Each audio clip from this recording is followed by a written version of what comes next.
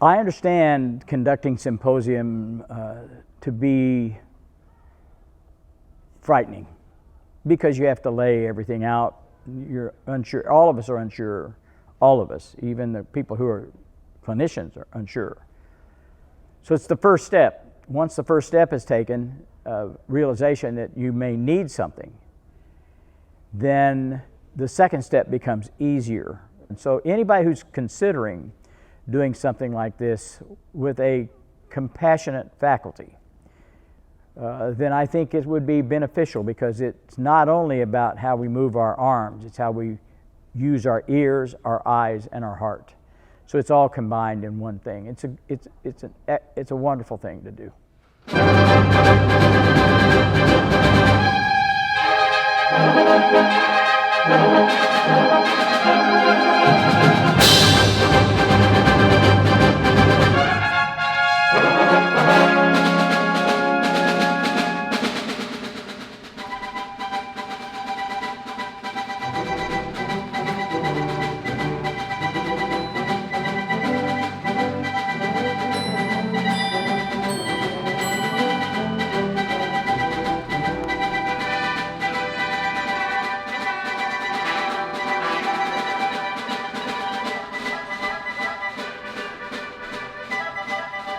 What took place was a really incredible week with young conductors and not so young conductors. And we had the privilege of working with a fantastic Marine band. And those guys were just absolutely wonderful, very responsive. So what took place this week is that we had the great opportunity of essentially helping be the lab band for all the conductors that were working with Dr. Paula Kreider and Dr. Gary Green from the University of Miami. It was an incredible experience being able to see a lot of different types of conductors and being able to kind of hone in our craft and really isolate those nuances that each conductor wanted.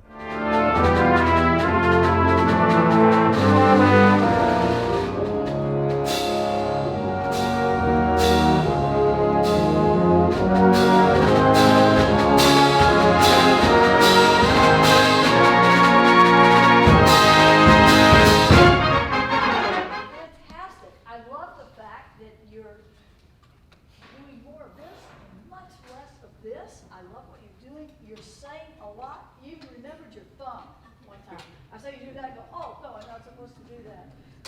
The one suggestion that I have for you is that when you get to the peak of the phrase, carry through the phrase, because the tendency is to get up there and then you just go on to the next beat and just,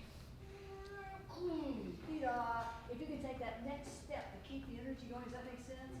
That would be terrific. What do you have to offer? Really, very good. I have something just basic. It was down. I don't think I have a problem with it, except is it intentional or is it some other thing? So just think about time and subdivision as a musical idea. Don't think of it as I'm not talking about metronome here. I'm talking about where is the intention, where's the line, how's it working? Just think about that. When you listen to things, when you talk to people, just think about that, okay? So I think the value of us being able to participate in this event is that, number one, it's very difficult to develop as a conductor if the band doesn't have the ability to give you what you're asking for. So having a band of this caliber, I think, helps the conductors in their efforts to try to make adjustments as the clinicians are giving them information. Well, the greatest value is that they don't have to worry about teaching technique. The band plays, all they had to worry about was making music. And what we tried to do was give them a more broad vocabulary of gestures so that they could learn to say more, and what I call unlock the inner musician. And they did a wonderful job of that. So I'd like to feel that they grew and that they'll take that back to their students and become even more effective teachers.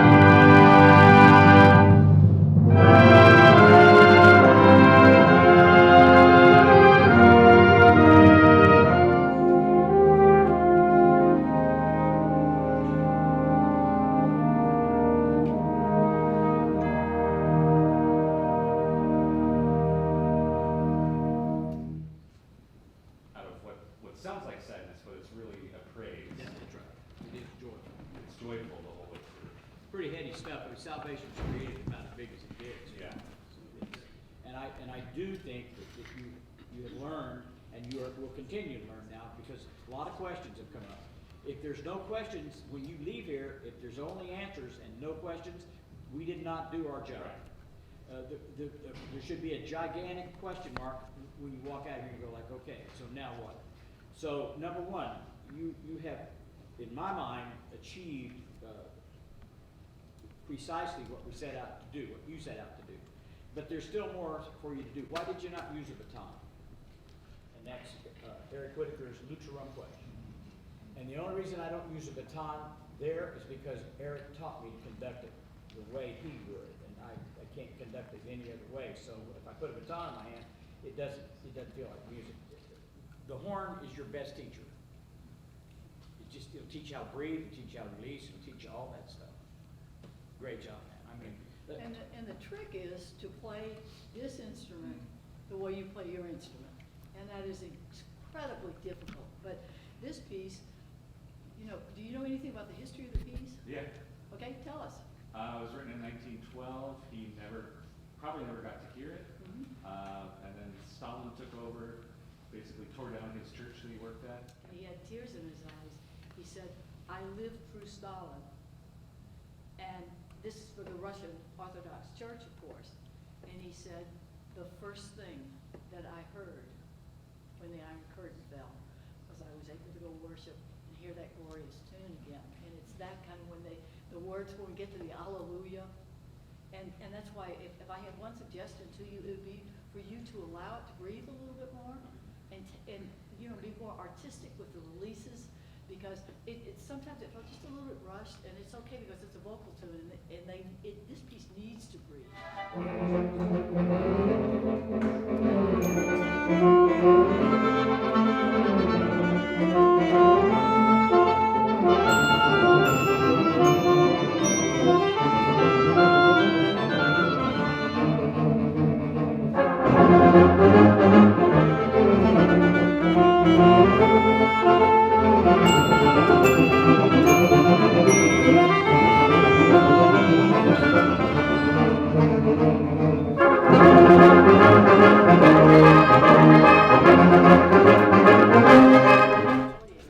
And we were very articulate, especially in the beginning, and it was big part.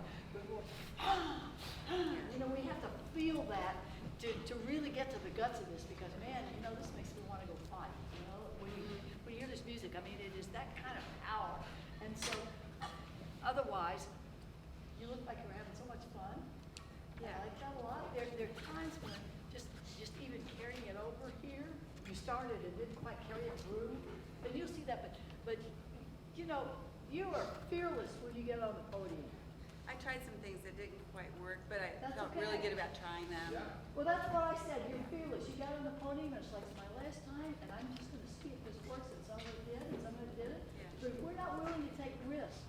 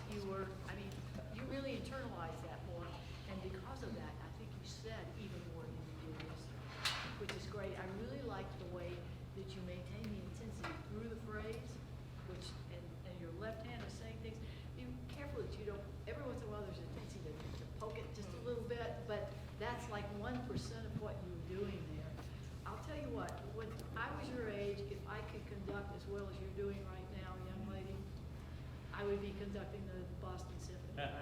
Bravo, that's really nice. And sound. It has a reason to be, so it needs to, you know, to let him sing. It's, of course, that's the most important thing, but somehow you got to encourage that to stay solid and steady underneath it. Yeah, and you have all these entrances like here and here. Those things are really important too. But that's a minor thing. That you did a great job.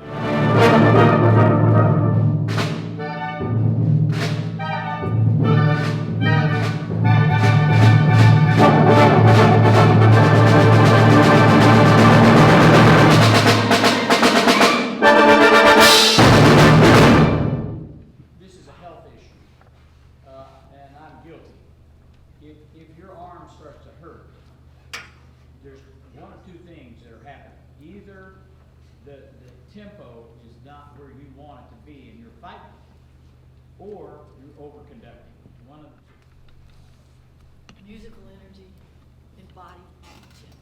And it's in his face, isn't it? I mean, you can see exactly what you want to do. And I think some of the tension today, Chris, was because you did a much better job of keeping the knees out of it. And I think you may have been trying so hard not to do that it translated. I will say to you that the tempo worked, didn't it? Thank you. You found the groove, and they could nail it at that tempo. And that tempo is everything, and that was terrific. You're a lot more powerful. You tend sometimes to do this. You'll see it on the, you're a lot more, you know all of that. But there is a wonderful musician there, and the heart is there, and I'll take that any day. We just don't want to see you, 10 years from now having to have rotator cuff surgery, because that may well happen. But bravo, sir. Good job.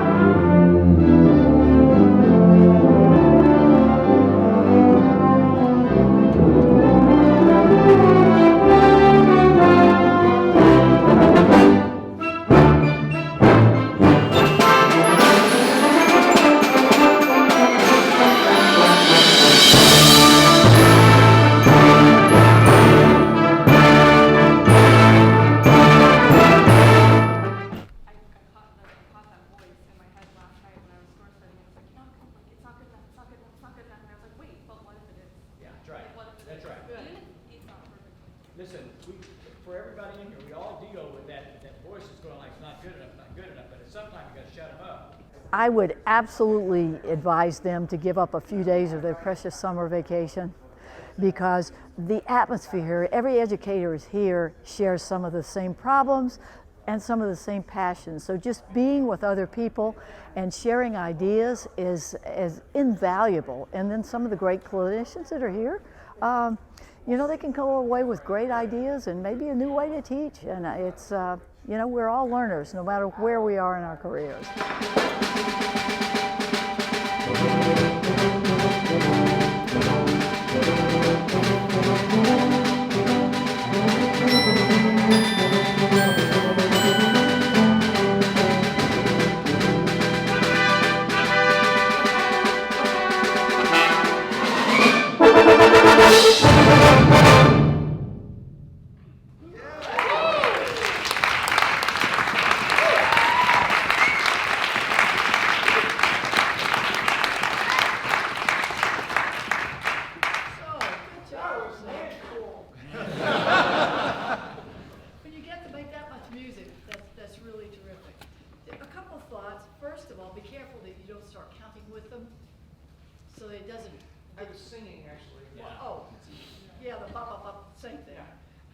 And that there are times when you start pulling the stick, when it gets louder, and just a clean stick would be much better. So make sure the rebound doesn't start doing this. Okay.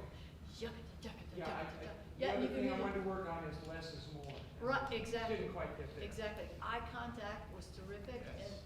and you were speaking to everybody in the ensemble, and you spoke volumes, which was terrific. Do you know what Michelangelo had carved in his studio in Italy? was ancora imparo. And for those of us who had to study Latin more than we wanted to, that means I am still learning. And you are such a beautiful example of that to all of us, and I applaud you for that. I just, I think that what you're doing, and he's conducting a community band, he's retired, but he's not retired. And bravo for that. He was having fun, and you were having fun, and a lot of music was made. So good job, sir. My words of wisdom for anybody who's considering coming to the workshop would be to take a chance. I think these environments are all about taking some risks. You kind of bring yourself, your whole self into this, and you say, this is me, help me shape me in a better version by the time you leave. These workshops don't ever change you immediately, but they plant the seeds for future development. And the clinicians were super gracious, super nice. There's no tension in the room. Everybody's laughing and having a good time. I think that's exactly the kind of environment that you want to have when you're kind of being vulnerable, coming to learn, and just having a humble spirit about that. And I think that's the big benefit to coming to this workshop and taking a chance.